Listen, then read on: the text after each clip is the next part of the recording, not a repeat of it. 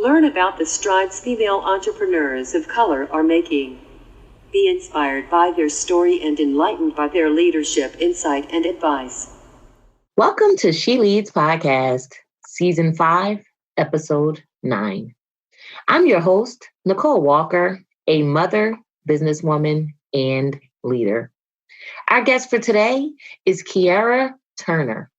Kierra The Goddess Turner is a spiritual mindset and business strategist, speaker, and course creator that specializes in helping women create a healthy, abundant relationship with money, remove limited beliefs through a unique method, and also start and build sustainable businesses. Kierra is the author of the Spiritual Boss Babe's Guide to Being Spiritual and Paid, the creator of From 9 to 5 to CEO course, the Spiritual and Paid Manifestation Bootcamp, and Spiritual and Paid course creation. She was introduced into the financial world at the age of 19 when she became the assistant manager at a local payday loan and check cashing establishment. And then she went into banking and insurance. Before leaving corporate America to become a full-time entrepreneur, Kierra managed to save $50,000 in 4 years on a $41,000 base salary. Kierra uses these skills along with life experiences and her years of studying metaphysics and the law of attraction to build her consulting agency. Since 2016, Kierra has helped many women leave their 9 to 5, create a healthy relationship with money, increase their income, and make life-changing results. Without further ado, Leadership Empowerment with Kierra Turner. Okay, so Kierra, welcome to She Leads Podcast, Leadership Empowerment for Women of Color. We appreciate you blessing us with your insight today. Thank you so much for having me. You're welcome. So I read your bio, and I want to say kudos to you for getting yourself out of financial struggle and now helping others to do the same. I believe finances is a topic that definitely needs to be discussed and explored more consistently. So that's awesome. Yes, ma'am. Thank you. You're welcome. So you ready to talk about leadership? Yes, I am. Okay. So I myself feel that every person is a leader in one shape or form, whether they realize it or not. Would you agree, Kierra? Yes, I agree. And can you tell us why you feel this way? I think that everybody has somebody that probably admires them and looks up to them and follows them. So for that reason, I agree that everybody can be a leader in one shape or form. I don't think that everybody has the qualities to, lead a large group or maybe start a movement, but I do think that most everybody has some leadership qualities within them. Okay, thanks for that. And I do agree with what you said. I feel like someone's always watching and we never know who we may be impacting positively or negatively with our actions. And I love what you said as far as being able to lead a big group. I do agree that leadership skills need to be developed and honed, and not everyone has those skills to be an effective and successful leader right out the bat. So thank you. Yes, ma'am. Okay, so can you tell us when you realized you were a leader and what or who helped you to come to this realization? I think that I started to realize more that I was a leader probably at an early age because I got my first position as a manager at the age of 19. And that's considered somewhat of a leadership position, as it relates to a working environment. And at that point, I'm the oldest child. So I believe in the order that you're born in. It does put certain qualities inside of you. So I'm my mother's oldest child. And so I was always responsible for looking after my younger siblings and my younger cousins. And then I'm just naturally kind of bossy. And so I think I realized that I was a leader at a really, really early age, honestly. Okay, thanks for that. I do agree. I am the oldest of my two sisters as well. And it is sort of like a leader by default when you're the firstborn. So I agree with that. Thank Absolutely. you. Yes. Okay. So in my upcoming book, The Code of Leadership, The If Then Process, I outline my experiences and lessons that have helped me to become a better leader with the intention of helping others do the same. Kierra, can you share what you would consider to be your code of leadership and why? Hmm. So I base my leadership like I'm a person that I really don't like following crowds. And so I believe that to be a good leader, you have to be able to stand against the grain, like, and go against the norm even when it's more comfortable just to follow the herd and do everything that everybody else is doing. So I really feel like to be a good leader, you have to be strong minded. You have to be strong in what you believe, and you have to be willing to stand in your truth, even when there's not a large number of people following you. And I don't know, I'm more spiritual than religious, but I grew up with grandparents that were Christian and a mother that was Muslim. So I'm versed on different religions. And I know that, when you study the history of Jesus, he was a leader, but when he was out doing the work, he didn't have a large following, but he was a strong leader in what he believed, even if it went against the grain of what was the norm. And so I think to be a good leader, it means just standing in your truth and being strong enough to stand in your truth, even when others may not fully agree or don't agree at all with the truth that you're standing in. Okay, thank you for that. I love that. And I love your what you equated that to with the story of how Jesus didn't have a lot of followers, especially now considering like in today's age, if you don't do your research, you wouldn't know that, right? You'd think that, oh, he had this great following back then. And of course, that's why everyone or a lot of people believe in him now. And I do agree with you that it takes a strong mind to be able to still continue forth if you're following is not that big, whereby you're standing more on what your values are and what you're here to offer as opposed to what's popular. Right, right. Yeah. Okay, thank you for that. All right. So I believe all leaders experience failure. I myself, I don't like to consider them failures. I like to consider them lessons, take more of an optimistic view. But Mhm. Kierra, can you share your view on failure and what it means to you? I personally believe like one thing that I share with my clients is that you never really fail until you give up. And so failure is actually a huge part of success. It's just a part of success that a lot of people don't talk about. And so we live in a social media age, and I'm a millennium, and I know that entrepreneurship is the wave right now, and everybody is balling on social media, and we glorify the highlights of entrepreneurship. And I am an advocate of entrepreneurship, but I don't believe that many people show the struggles that go along with running a business and getting started. And you do have some things that are deemed as failures along the way. And I would take one incident for me. One thing that led me into the consulting industry, which was an industry that I did not know about prior to 2016. And it may sound crazy, but it was just something that wasn't familiar to me. But I started my home health care company, and I used an investment. I saved over $50,000 while working my 9 to 5. I used that investment plus an investment from my husband to start my home health care agency. And as I started, I just realized that I was going into the industry for some of the wrong reasons. I went in because I knew that the industry made a lot of money, and I felt like it wasn't something that everybody else was doing. And coming from a background as a cosmetologist, it was very important to me for people to be able to witness my intellectual property. So, I had some type of subconscious beliefs around being a cosmetologist just wasn't good enough. And so for those reasons, I started the home healthcare agency, but I did not like it. And I was putting in the work. I'm working long hours. I'm doing everything that I needed to do to grow the business, but it just didn't resonate with me.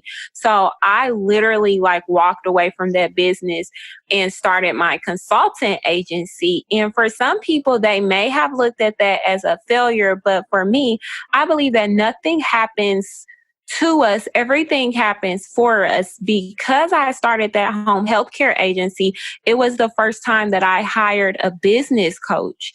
And that business coach introduced me into an industry that I was not aware of. So for some people to look at that as a failure, I looked at it as a pivot point. Like it was an expensive lesson that I learned, and then it led me to a greater purpose and what I feel like is truly my calling. So I think failure is really based on your perception and how you view things. But as long as you get up and keep going, then there's no failure. Okay, thank you for that. I love that. And just to pull out one thing that you said that really stuck out to me is that nothing happens to us, everything happens for us. I love that. And I believe that that's definitely a mindset that more people need to adopt. I agree with you that when I first moved out to Tampa, Florida, I decided to start another business, which I started several in the past, that didn't go the way I wanted them to. And when I came out here, I was going to go into scrapbooking because I enjoy scrapbooking. Mm-hmm. But so I went out to the different workshops and different things like that. And from doing that, I decided to hire a business coach. And for hiring my business coach, he's like, yeah, you need to do consulting. You need to do this. You need to do that, which I wasn't even thinking about that. So I totally relate to that. And I agree that, we need to look at things as a catalyst to other things as opposed to something negative when it doesn't go the way we want it to go. Absolutely. Okay. So Kierra, I know you just told us one story, so we can leave it at that, but I'm going to ask this anyway in case you have something else. So can you share one time you failed as a leader and tell us what you learned from that experience that helped you become a better leader? I guess because I feel like I never fail, I just have lessons. I don't know how I could probably best answer that, just failing as a leader. I don't have any times that I really feel like I failed as a leader. Okay. So Kierra, do you feel it's easier, harder, or requires the same effort to be a female leader in the entrepreneur ecosystem? Why? I feel like it's a two-part answer. In some ways, it is easier. And in a lot of ways, I feel like it's harder. For me personally, I'm a mother and I'm a wife and I'm a woman. So I think that is challenging within itself because being a mother is a full-time job, of course, and being a wife and having to do the things around the house and just take care of your children and be present for that requires a lot of energy. And I don't think that men have that same responsibility because we look to men to go out to work to make the money. And so they're not required to be homemakers. A lot of men work long hours and they just come home and, they say hi to the kids and maybe play for a little bit and then it's off to bed. But as mothers, we don't get that same opportunity a lot because, a lot is required from us. So I think because of that, it makes it a little bit harder. And then also from my personal experience, just when I got into the empowerment industry and things, I think that I'm a Sagittarius and they do say that Sagittarius can be optimistic to a fault. And so I think that I get into fairy tales a lot. And I just thought that, oh my God, this is in the empowerment industry. All the women I meet are going to be so nice and loving. And it just was not like that. And so I think that was hard for me. It actually kind of put a halt into my business at one time because I had to really go and process these things because I'm an introvert as well. Even though I display some extrovert type of qualities, but I'm actually an introvert. And so I think for me, dealing with women and different type of energies and personalities that I experienced, I think that made it a little bit harder for me.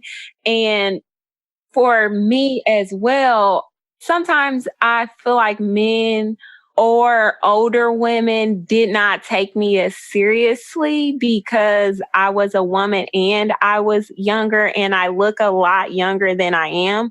So I think those things have in the beginning, it was a mindset that I felt like it was holding me back. But now I use those same things to attract my tribe and, vibrate on a frequency of people who relate to me and my message. And I've turned it around. But at first I did look at those things like it made it harder for me. Okay, thank you for that. Yes, we have a lot in common. I'm also a Sagittarius. I also, yes. And I also went through the same thing you went through, like, because for me, empowerment, like, I feel it with my whole heart. I'm so serious about empowerment. And I did think that everyone would be the same because it's like, why are you in this arena if you're not really about this cause? But yet, Right. yes, but yet I did encounter some women where it's like, well, I don't feel it. I'm a very much an energy person, right? So Yes. your words say it, but your energy doesn't, so that is something that is real and that I also had to overcome, so to say. So thank you for that. Yes, ma'am. Okay. Now you talked about you use this experience to attract your tribe. Can you tell us a little bit more about that? Yeah, like my message since I've started, it's pretty much been the same, but I've worked with a lot of coaches and I've worked with a lot of consultants, and I've had people try to, quite naturally, when you work with a coach or a consultant, they want to show you their way of doing things. And sometimes it can kind of change your messaging and change what it is that you're standing for. And they're like, no, I think you should do this and you need to say that and you should do it that way. And so I think in the beginning, I was jumping into an industry that I was very much so passionate about because I've always wanted to work with women. I used to write lectures for women back when I was like 15 and 16, and I still have this stuff and it's so relevant even right now. I don't even know how I was so wise at that time. Like, it blew my mind when I read it a couple of years ago. I just wanted to make sure that I was sticking to my message and being authentic to myself and not trying to be like a cookie cutter coach. And I'm getting more into the point where I'm just owning my own voice and being authentically myself, because I at first felt like, I came from kind of a corporate background and I worked in the banking industry at a very young age, and they started to mold me and tell me, like, you need to wear your nails a certain way, you need to speak a certain way, your hair needs to look a certain way for you to be deemed as professional.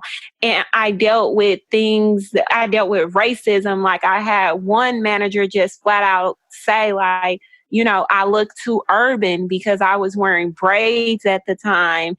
And it kind of shaped me to where when you're in that environment, if you want to move up and you want to stay and elevate to higher positions, you're going to adapt to the culture.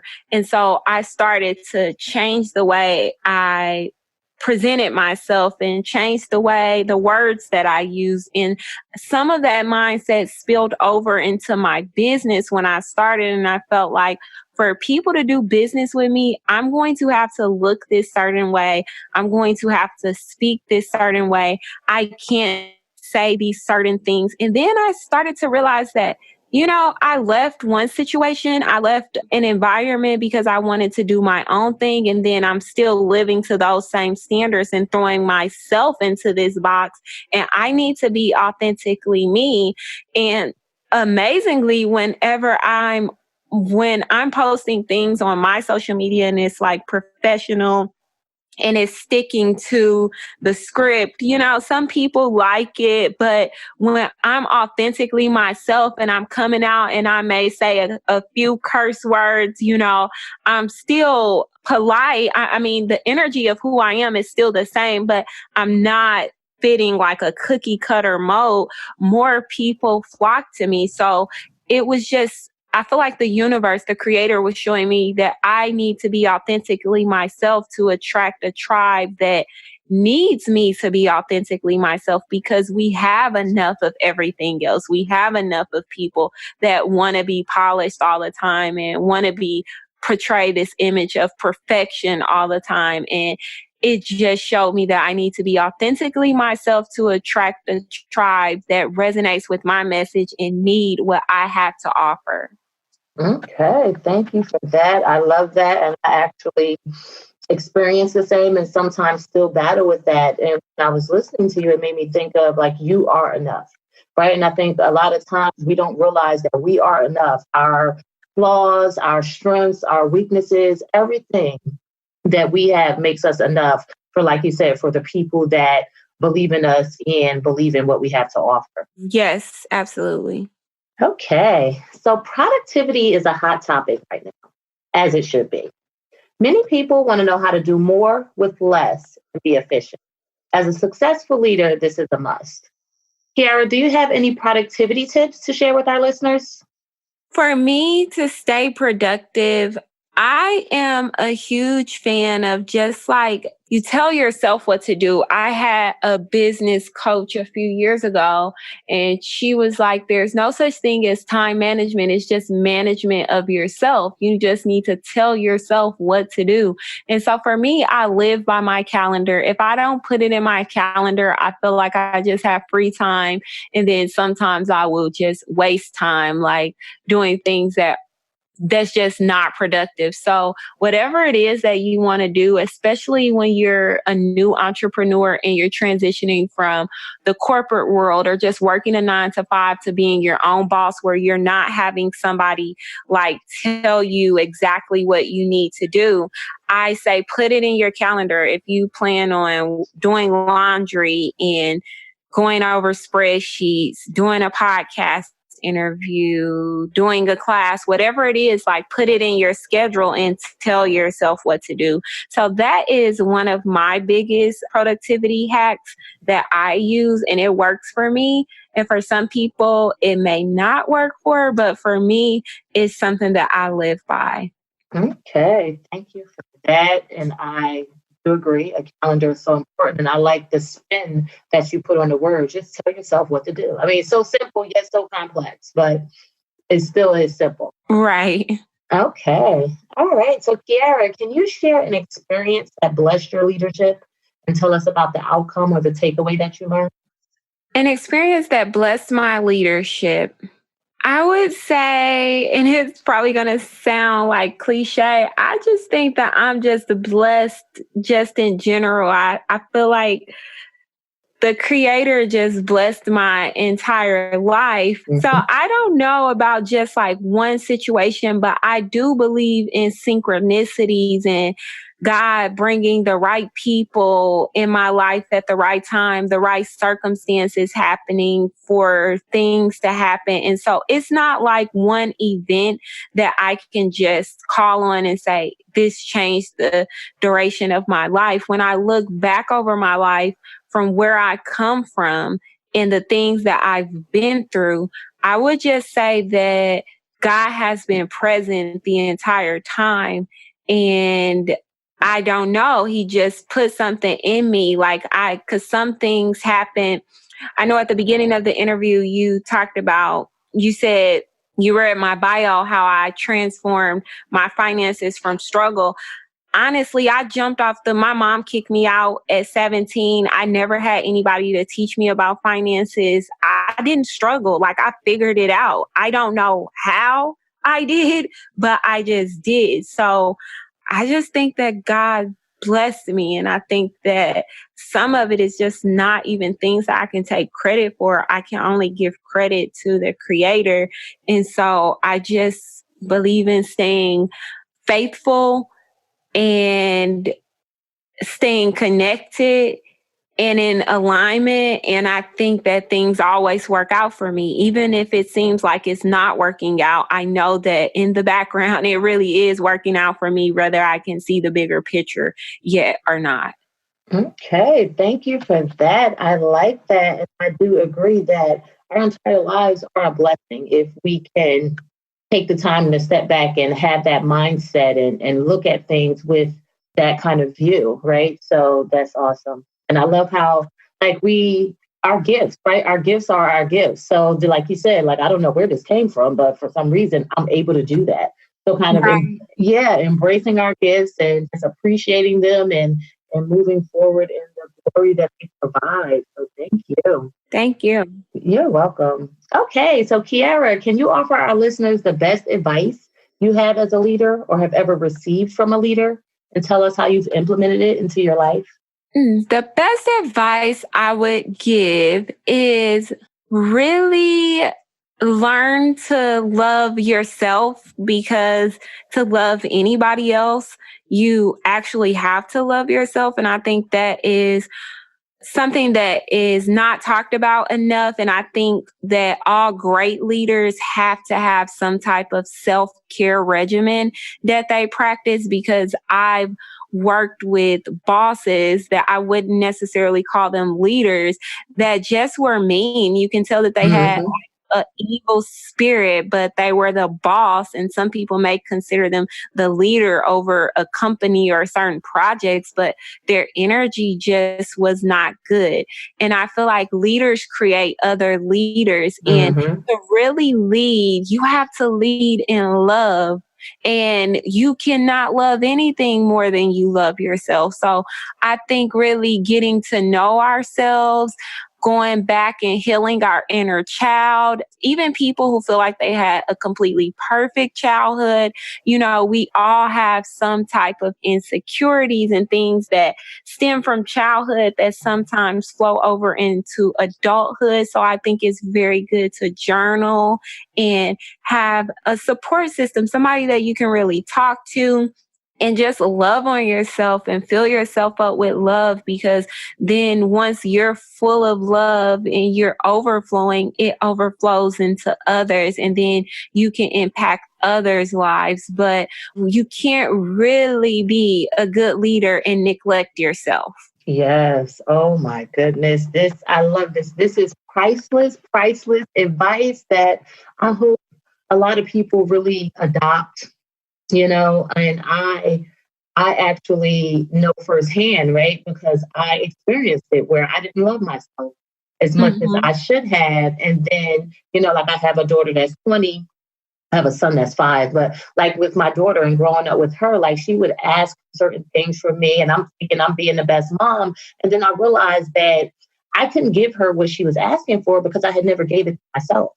And that was a real eye opener for me. So then when I was able to step back and take time for me and be comfortable telling people no, because it went against what I felt like I should do or wanted to do, that's when I learned how to respect myself and love myself, and then was able to love others. So that's dead on advice. I love it. Thank you. You're welcome. Okay, so you made it to the finish line. How do you feel? I feel great. I'm so happy that I was able to come on and you invited me on. I had a really good time. Okay, thank you. All right, so Kierra, I want to thank you again for being our guest on She Leads podcast, Leadership Empowerment for Women of Color. But before we part, do you want to give our listeners your contact information or mention any events, products, services, and or ventures that they would benefit from knowing about?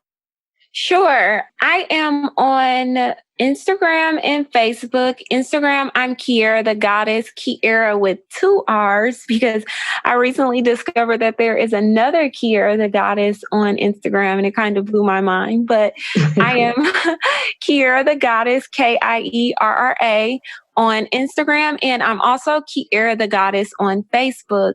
You can find me on the web at www.spiritualandpaid.com. And there you will have access to ebooks that I've written and also information on courses that I created. I do have a signature course, which is the Spiritual and Paid Manifestation course, and it is a boot camp. So it's the Manifestation Bootcamp, and it is for new entrepreneurs, people who are transitioning out of their 9 to 5, also women who may have got started and they just feel stuck and they feel like they're not showing up for themselves.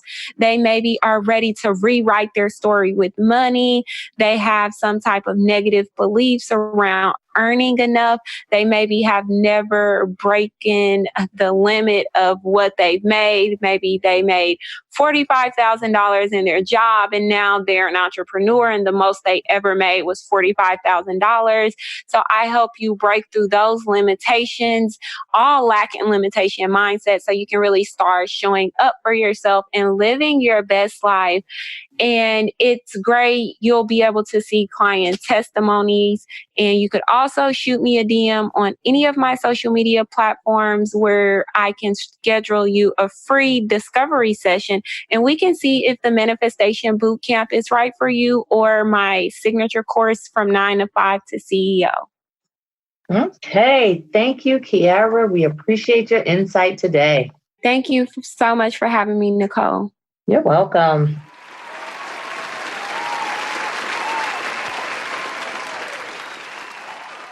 I really enjoyed this interview with Kierra, and I hope you did as well.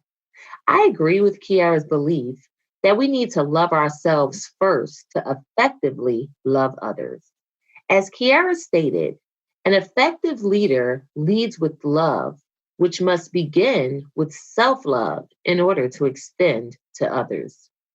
If we do not have a healthy love relationship with ourselves, then we are not capable of having a healthy love relationship with anyone else.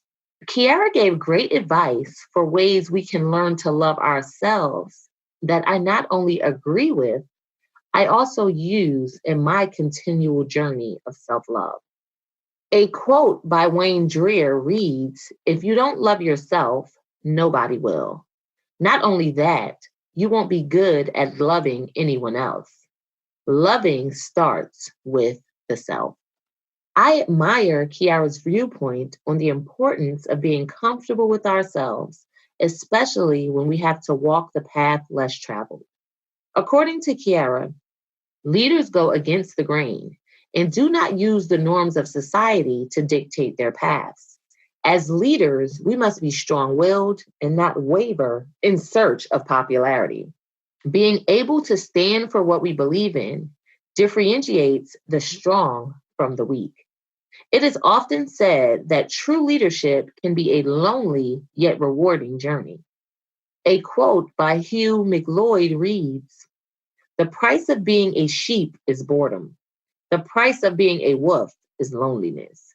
Choose one or the other with great care." I can relate to Kierra's experience with not having previous knowledge of the field she is now in, as I experienced the same. Before becoming a consultant, Kierra did not know much about the industry, as I did not know much about podcasting before becoming a podcaster. As with Kierra, hiring a business coach was a pivotal point in my life and opened me up to a whole new world. Kierra suggested that nothing happens to us, and instead, everything happens for us, which I completely understand as I have witnessed this truth in my life. Although things may not seem right at a given time or may not go the way I envisioned, everything works out the way it should. A quote by Richard Branson reads, "Every success is a tale of constant adaptation, revision, and change. Nicole Walker's takeaway for this week. Kierra shared how her corporate background influenced the way she showed up in entrepreneurship because she initially associated a certain persona with credibility. There are many times when we can feel we have to live up to expectations or fit some preconceived notion of how to live and how to run our businesses. Learning to fully accept who we are and not worry about those that do not agree with or appreciate us is key to breaking past this limiting mindset and finding the people who truly embrace us as individuals. I will make it my business to continue to become comfortable with myself, as I also come from a corporate background and have been conditioned to believe that some things are acceptable while others are not. I want to find my tribe of people who love me for who I am. And I know the only way to do so is to be unapologetically myself. A quote by Lori Deschene reads, "Find the courage to be authentic. Not everyone will like you, but no one can if they don't get a chance to know you." And now we have Nicole Walker's Leadership Challenge of the Week.